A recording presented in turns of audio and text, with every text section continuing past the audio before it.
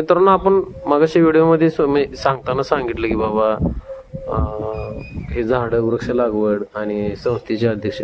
मग तुम्ही या गोष्टीतून महाराजांकडून प्रेरणा घेतली का काय? नाही, महाराजाची प्रेरणा असं काय नाही. बर. एक नदीची जी अवस्था होती ना ती अतिशय वाईट झाली. बर. आम्ही लहान असताना नदीत आंघोळ करायचो, पाणी प्यायला इथलंच असायचं. हा, गोड पाणी. पूर्ण गावाला पाणी वापरायला इथलंच. धुण्याला पाणी हेच, भांड्याला पाणी हेच, आंघोळीला पाणी हेच, पिण्याचं पाणी हेच, जनावराला पाजायला पाणी हेच. एकाच नदीचं पाणी सगळं गाव, सगळे पशु पक्षी जनावर सगळं ह्याच नदीचं पाणी पितो. गेल्या 50 वर्षामध्ये या नदीची अवस्था एवढी बिकट झाली की पाणी पिण्यासारखी नाही, आंघोळ करण्यासारखी सुद्धा अवस्था राहिली नव्हती. बरोबर. म्हणून आम्ही विचार केला, आपण जर काहीच नाही केलं तर पुढच्या पिढीसाठी ही नदी राहणारच नाही. बापरे. नदीशिवाय निसर्ग नाही, निसर्गाशिवाय मनुष्य असते नाही. म्हणून आम्ही थोडी संस्था स्थापन करून आम्ही सगळं शुद्ध मंडळी नदी स्वच्छतेचं काम आहे. आणि मग आम्ही पहिल्यांदा पायी प्रवास केला उगमापासून संगमापर्यंत. उगम कुठून झाला काय मान नदीचा? देवडी, सातारा जिल्ह्यातल्या मान देवडी तालुक्यातनं कुळकजाई म्हणून गाव आहे. कुळकजाई. कुळकजाई डोंगरातून याचा उगम आहे. बरोबर. आणि उगम जिवंत आहे. 3,500 वर्षापूर्वी हे उगम झालाय. ते शिंगणापूरच्या जरा अलीकडे येतं ते गाव. शिंगणापूरच्या दक्षिणेला 50 किलोमीटर वरती आहे ठिकाण. बर. डोंगर रांगा ज्या आहेत त्या डोंगर रांगा 50 किलोमीटर वरती साधारणपणे डोंगराच्या मध्यावरूनच हा उगम आहे.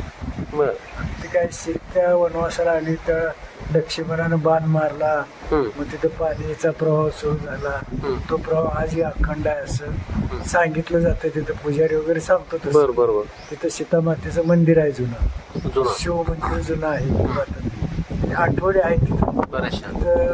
उत्तर बाजूला दरी आहे, दक्षिण बाजूला मान नदीचं उपमाचं पाणी दक्षिणेला येतं. तिथं 2 नद्याचा उगम आहे एका ठिकाणी, मान आणि बाण नदी. बाण नदीचं पाणी उत्तरेला जातं आणि मान नदीचं पाणी दक्षिणेला येऊन परत पूर्वेकडे येतं. तो नदीचा प्रवाह चालू होतो मानगंगेचा. असं तिथं उगम आहे देवडी तालुक्यातल्या कुळकजाईला. तर जुन्या आठवणी किंवा हे सांगते तसं सीतेच्या रामायणाच्या काळात नदीचा उगम झालेला. सत्यता तिथं पटण्यासारखी आहे. म्हणजे काय असं ऐतिहासिक ठिकाण आहे. म्हणजे जे दिसतंय ते 100% खरंच आहे ते. आणि डोंगरातून जो उगम आहे अजूनही तिथं पाणी पडतंयच ना. आज 3,000 वर्षापूर्वीचं पाणी आजही चालू आहे. म्हणजे काहीतरी त्याला नैसर्गिक देणगी आहेच ना ती. तीच नदी इकडं आतापर्यंत तिला प्रवाह एवढा मोठा केला आणि तीच नदी इकडे वाहते ना. पंढरपूरला सरकोलीला ही नदी भीमा नदीला मिळते. शेवट सरकोली मान नदीचा. बरोबर. आणि अप्रोका आणि कोरड्याचं काय? हे अप्रोका आणि कोरडा इथे मिळते. एक मान नदी म्हणूनच ओळखली जाते. अप्रोका कोरडा इथे संपली त्यांचं. अप्रोका कोरडा या ठिकाणी इथं संपते काय? आणि ही कुठून सुरुवात होती अप्रोक्याची आणि कोरड्याची? कोरडा आणि अप्रोका दोन्ही जत तालुक्यातनं झाल्या. बर. जतला जे येल्लाबाईचं मंदिर आहे ते ओढा आहे की त्याच्या मंदिराच्या पुढं ओढा आहे. पूर्व बाजू का ते? पूर्वेकडे जो गंधवडा म्हणून ओळखला जातो. बरोबर. तो ओढा येऊन इकडं सोननच्या वरच्या बाजूला तलाव आहे. सय्यद बाबाचं एक मंदिर आहे ते त्याच्या पलीकडं त्याच्या दक्षिण बाजूला काहीतरी नदी आहे ना. तलावात ही नदी मिळते. मग अप्रोकान हे ह्या आपल्या जत तालुक्यातून नदी येऊन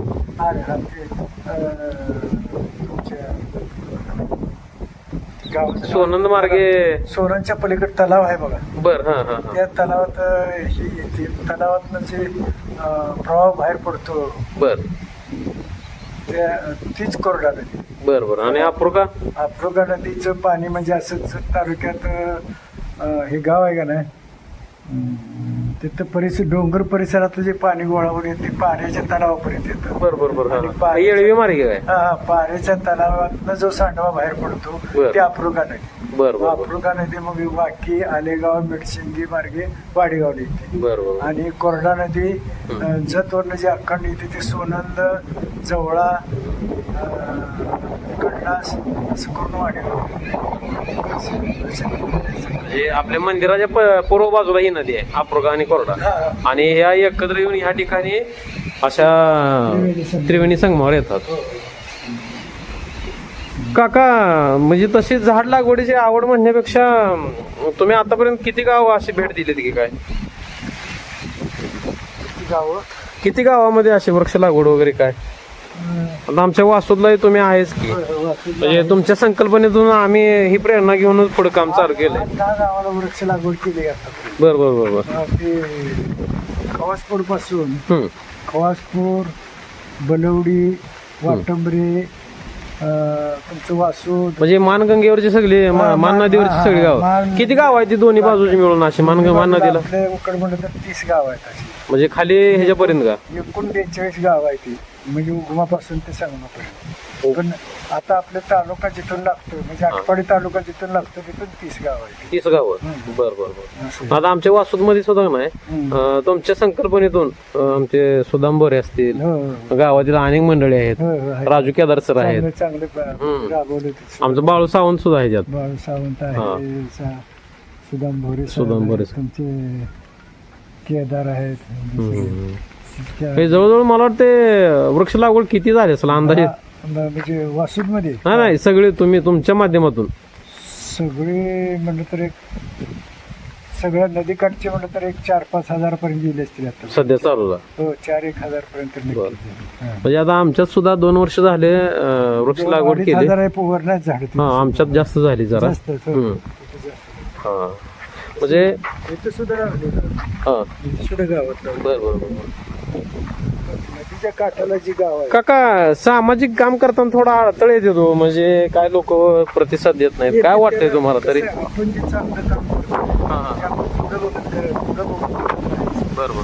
नाही लोकांच्या लेट लक्षात येते काय गोष्टी. कुणीतरी करणारं लागतंय. त्याला सुरुवातीला प्रतिसाद मिळत नाही. पण आपण चांगलं आपल्या स्वतःला वाटतं ना चांगलं आहे, जेव्हा चांगलं घडतं ना तेव्हा म्हणजे लोकांना ते प्रतिसाद. चांगलं काम आहे. एवढे लोक या कामासाठी लोक सहभाग मिळते आम्हाला. बरं का, हे काम बघूनच मिळते ना. बरोबर आहे. तर ही मान नदी आहे बघा, आणि मानगंगेच्या ह्या मंदिराच्या पश्चिम बाजूचा हा घाट आहे, मानघाट म्हणते त्याला. आणि तर ही अप्रुगा आणि कोरड्या नदीची बाजू आहे. आणि ह्या ठिकाणी पुढं जरा आलं तर इथं जो आपला संगम येतो ह्याला त्रिवेणी संगम म्हणतात. हे काका काशीमध्ये जे 3 नद्याचा जो संगम होता तर तो इथे काकांनी उत्तर वाहिनी 3 नद्या. हा बरोबर आहे. उत्तर वाहिनी म्हणजे उत्तर बाजूला वाहणाऱ्या. तर मित्रांनो, अशाच पद्धतीचे नवनवीन व्हिडिओ पाहण्यासाठी आपल्या चॅनलला लाईक, शेअर आणि सबस्क्राईब करा. नक्कीच आपण सर्वांनी एकत्र येऊन अशा विधायक कार्याला बळ देऊया आणि पुढे जाऊया.